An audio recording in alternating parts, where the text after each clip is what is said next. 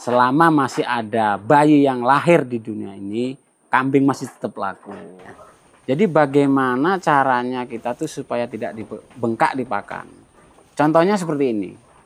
Ayam itu kan semuanya pakan kita beli. Nggak bisa kita nanam sendiri. Ikan semuanya kita beli. Bebek semuanya kita beli. Mahal juga. Mahal. Makanya ternak yang paling efektif itu hanyalah kambing. Jadi pakan itu bahkan bisa dibilang gratis, Pak. Kalau kita mau berupaya dengan sungguh-sungguh. Gratis, bisa kita tanam sendiri. Makanya jangan takut kalau usaha kambing itu bisa dikatakan rugi. Nyatanya ayam saja sekarang masih produksi.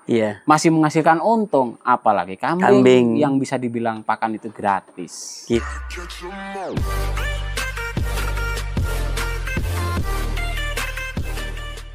Oke, assalamualaikum warahmatullahi wabarakatuh. Perkenalkan, nama saya Sukirman, asal desa Sukadamai, kecamatan Natar, Kabupaten Lampung Selatan. Tapi yang sekarang sudah berubah menjadi Bandarnegara. Kandang ini bernama SDB Farm. SDB Farm itu apa, Mas? SDB Farm itu Simpang Damai Barokah Farm. Itu kita ambil dari nama daerah kita di sini.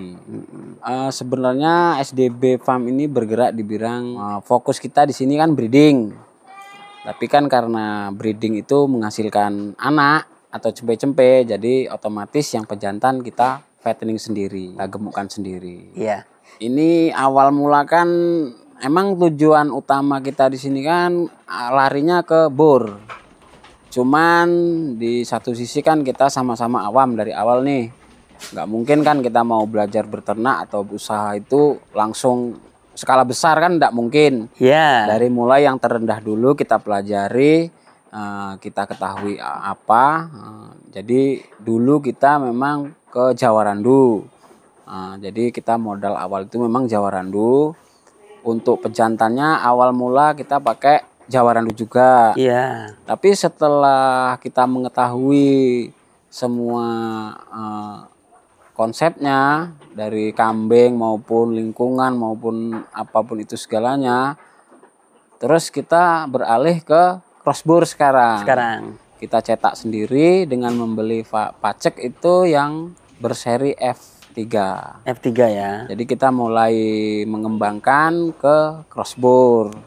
Nanti untuk kedepannya setelah crossbur ini sudah mulai berkembang dan kita tahu porsinya, kita akan lari ke bur. Jadi ada fase-fasenya yang memang harus kita jalani dulu. Kalau langsung ke fattening kan kita 2 kali kerja, Pak. Artinya itu setelah kita membeli, kita besarkan, kita jual, membeli lagi, besarkan, kita jual, kan selalu seperti itu. Jadi lebih baik saya itu pinginnya yang berproses. Jadi kita kembangkan, kita produksi sendiri. Jadi kita tahu jenis-jenis kambing yang mau kita produksi itu apa, hasilnya bagaimana, butuh waktu berapa lama. Jadi kan kita lebih mengetahui prosesnya, Pak. Jadi lebih menarik ke breeding aja. Jadi nggak perlu jual beli terus ya? Enggak, Pak. Kita mau yang simple aja lah. Jadi modal sekali awal. Iya, sekali awal saja. Jadi kita pengennya yang praktis. Jadi nggak beli jual enggak. Kita lebih baik kita produksi sendiri. Nanti kan tetap ada cempe yang pejantan. Nah, kita gemukkan sendiri. Jadi kita bisa 2 kali 2 metode, breeding plus penggemukan atau fattening. Mas, sebenarnya di peternakan yang sampean kelola ini, Mas ya, ini kan ada 2 versi artinya, ada breeding dan fattening ya. Breeding dan fattening. Ini kandangnya beda nih, Mas. Beda, Pak. Yang tempat kita nyantai ini lesehan. Lesehan tapi berpanggung. Panggung ya. Artinya itu ada perbedaannya. Kalau yang khusus untuk pejantan itu memang berpanggung, cuman tidak lesehan. Artinya ada perbedaan. Kenapa saya buat seperti ini?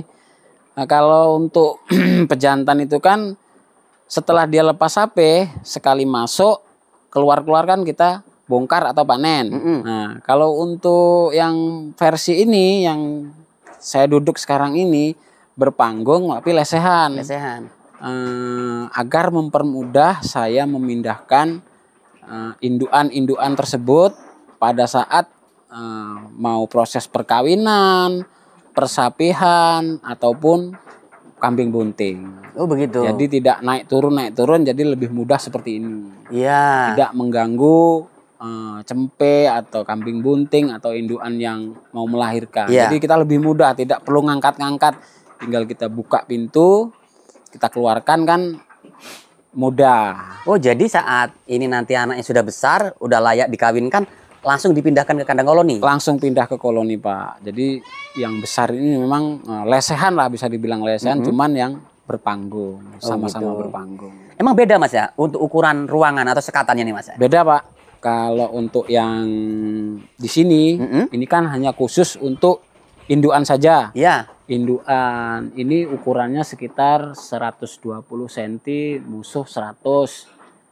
Andai kata ini dia punya anak 2, cempe 2, kan tidak terlalu sempit. Jadi lebih luas lah, longgar. Jadi setelah dia mulai dewasa, saya sapeh pindah ke koloni. Ruang koloni. Ke ruang koloni. Nanti yang kosong ini diisi induan kembali yang bunting. Oh begitu. Atau yang sudah kawin. Oh jadi kalau sudah dikawinkan di kandang koloni, setelah bunting kita masukkan kandang. Iya Pak, harus dipindah ke box kembali. Karena seperti yang ini Mas ya? Ya, seperti ya contoh yang di depan saya ini kan bunting semua sampai sana itu. Kalau yang ini lagi punya anak, masih kisaran umur 1 bulanan. Nanti di umur 2 bulan, ini saya masukkan ke koloni bersama indukannya, saya beri pacet. Gitu. Jadi seperti itu. Itu setelah dikawinkan berapa minggu atau berapa bulan Mas? Tergantung kondisi kambing Pak. Gitu. Kalau memang ciri-cirinya itu sudah terlihat atau memang sudah kawin semua, langsung kita pindah enggak apa-apa, enggak bermasalah. Agar lebih mudah kita untuk menganalisa kambing ini maunya apa. Kalau dia sudah dipisah dari pejantan kan tidak terganggu dari induan lain. Contohnya kayak berkelahi, nah itu kan dia lebih aman Pak di dalam satu box sendiri-sendiri seperti ini, daripada kita koloni pada saat bunting itu akan resiko terganggu lah. Di sini kan pakannya menggunakan onggo, kemudian dicampur dengan bahan-bahan yang lain bisa dikatakan pakan lengkap. Pakan onggo ini biasanya banyak resiko-resiko lumpuh, keguguran, lahir dini ya, bermacam-macam Pak. Nah di sini nggak ada itu Mas, nggak ada risiko-risiko itu. Bisa dijelaskan Mas seperti apa Mas untuk mengatasi itu semua Mas? Kalau di sini alhamdulillah selama saya memakai onggo itu tidak ada kendala yang sangat tidak baik lah. Artinya kalau cara pengaplikasiannya itu tepat atau benar, alhamdulillah di kambing baik-baik saja. Maupun untuk kambing bunting, beranak ataupun menyusui. Itu tidak ada kendala Pak. Asalkan kita tahu cara prosesnya dengan baik dan benar. Atau dengan cara disilase atau difermentasi, dicampur dengan bahan-bahan yang lain. Seperti bungkil sawit, bungkil kedelai, bungkil kopra, bekatul, SBM, mineral, garam, dan lain-lain. Ketika ada betina yang melahirkan atau beranak, jadi pada saat sudah melakukan pembersihan di cempe tersebut, itu di sekitaran area pusar, itu harus disterilkan dengan betadin. Itu setelah cempe saya bersihkan, saya tetesi betadin agar menjaga bakteri atau kotoran yang masuk. Setelah itu susu dari indukan tersebut dicuci dengan betadin. Jadi betadin kita tuang ke air sedikit saja, lalu kita bersihkan di area susu indukan tersebut.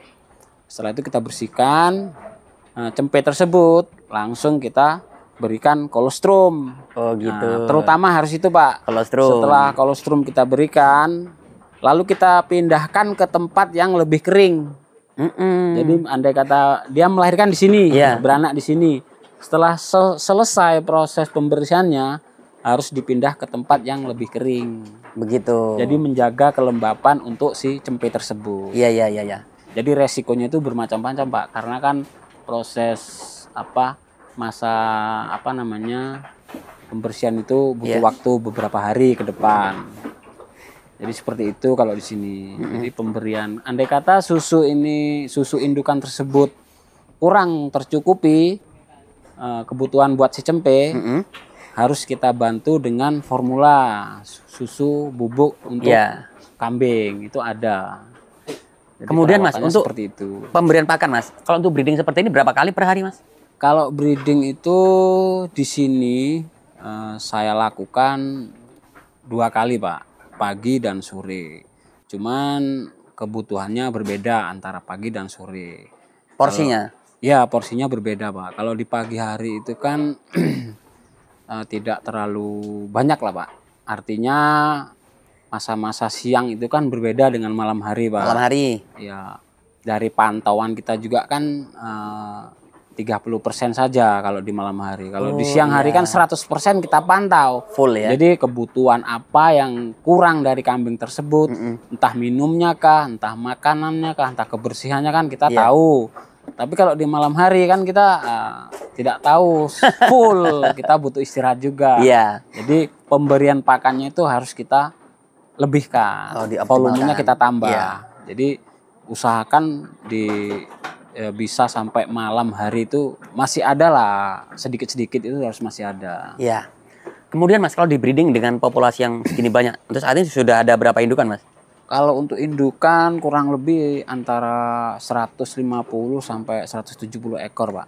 Sampai 170 ekor? Ya. Itu artinya putaran rotasinya sudah berjalan Mas ya? Berjalan Pak, alhamdulillah. Per bulannya ada yang beranak ya? Beranak Pak, selalu beranak. Jadi kita buat itu metodenya estafet, skala estafet. Jadi nyambung. Artinya indukan awal itu semua bunting. Nanti setelah sapehan pertama itu harus kita bagi. Jadi yang 10 ekor pertama atau 20 ekor pertama harus kita kawinkan. Nanti yang 20 atau 30 ekor berikutnya kita tahan dulu. Artinya cempe itu kan masih menyusui, menyusu dengan induknya. Tapi tetap kita koloni, kita berikan pacek. Menjaga apa? Suatu saat kambing itu birahi, kita tidak bingung. Jadi skala estafetnya itu begini. Indukan 10, 20, 30 kita beri pacek satu. Bunting bareng, beranak bareng. Tapi setelah umur 1-2 bulan kita koloni kembali. Oh gitu ya. Kita beri pacek lagi dengan catatan tidak mengganggu cempe tersebut. Itu tetap nanti ada yang birahi, tetap kita tahu kalau bahwa indukan itu sedang birahi. Nah, nanti setelah indukan itu cempe itu kita sape, kondisi indukan itu sudah dalam posisi bunting dengan tidak mengganggu produksi air susu tersebut. Kalau untuk per bulannya bisa menghasilkan berapa cempe Mas? Kalau per bulan pastinya sih berbeda-beda Pak. Iya. Tergantung indukan yang kita kawinkan. Minimal maksimalnya? Minimal di kisaran angka 20 sampai 30 ekor. Indukan ya? Iya. Per bulannya? Dalam 1 bulan. 1 bulannya. Itu pun kalau produksinya normal Pak. Normal ya. Artinya beranaknya bareng dalam 1 bulan itu. Karena kan indukan itu tidak semuanya sama Pak. Iya. Bermacam-macam. Birahnya beda ya? Iya, pola tingkahnya kambing itu berbeda-beda. Iya. Kemudian untuk cempe ini sendiri biasanya disapi berapa bulan Mas? Kalau untuk cempe saya targetkan di angka 3-4 bulan Pak. Sudah masuk ke ruang box? Iya. Ruang pengemukan ya? Sudah. Itu sudah berani kita sape, kita lepas sape. Andai kata ada yang memang kurang air susunya, kita bantu dengan formula. Mas, ini yang di kuning-kuning, di hijau-hijau itu apa, Mas? Apa itu, Pak? Yang di ember-ember itu, Mas? Ini, Pak. Ini untuk minum, Pak. Untuk minum ya? Ya, jadi sudah kita sediakan minumnya, jangan sampai telat atau kosong karena kambing kita kan mayoritas pakan silase atau kering, Pak. Iya. Jadi minum itu harus selalu tersedia. Campurannya apa aja tuh, Mas? Untuk minum, Pak? Iya. Kadang 1 minggu sekali kita beri garam. Garam yang beriodium. Yang beriodium. Ya, yang beriodium. Oh, artinya yang halus ya? Ya, enggak harus halus, Pak. Enggak harus ya? Yang penting beriodium. Karena kalau yang garam yang ukuran krosok itu kan beda. Itu tidak beriodium. Jadi kita berikan yang buat hari-hari kita pakai buat masak. Itu beriodium. Berarti kita nggak pakai mineral, Mas ya? Pakai, Pak. Mineral? Mineral itu sudah kita campur jadi satu dengan pakan. Saat pengadukan pakan? Ya, saat pengadukan pakan. Jadi semuanya itu sudah tercukupi di dalam pakan tersebut. Iya. Gitu. Beternak yang paling efektif itu sebenarnya kambing atau sapi. Jadi hewan yang memakan rumput. Itu lebih mudah, Pak, sebenarnya. Kalau kita tahu caranya seperti apa mau kita buat. Jadi bisa ditekan ya, Mas, biayanya. Minimal mungkin modal kita itu tetap berjalan, Pak. Asalkan dengan ya itu tadi, kita harus menanam, berupaya supaya usaha kita, ternak kita itu tercukupi bagaimana. Jadi jangan takut kalau beternak itu kambing terutama akan menghasilkan katakanlah rugi, itu tidak ada kamusnya lah buat saya itu. Jadi harus selalu bagaimana upayakan kita tidak bengkak di pakan. Jadi begini, Pak Indra. Iya. Semua beternak itu pastikan yang bengkak itu di pakan. Iya. Jadi bagaimana caranya kita tuh supaya tidak bengkak di pakan. Contohnya seperti ini. Ayam itu kan semuanya pakan kita beli. Nggak bisa kita nanam sendiri. Iya. Ikan semuanya kita beli. Bebek semuanya kita beli. Mahal juga. Mahal. Makanya ternak yang paling efektif itu hanyalah kambing. Jadi pakan itu bahkan bisa dibilang gratis, Pak. Kalau kita mau berupaya dengan sungguh-sungguh. Gratis, tis.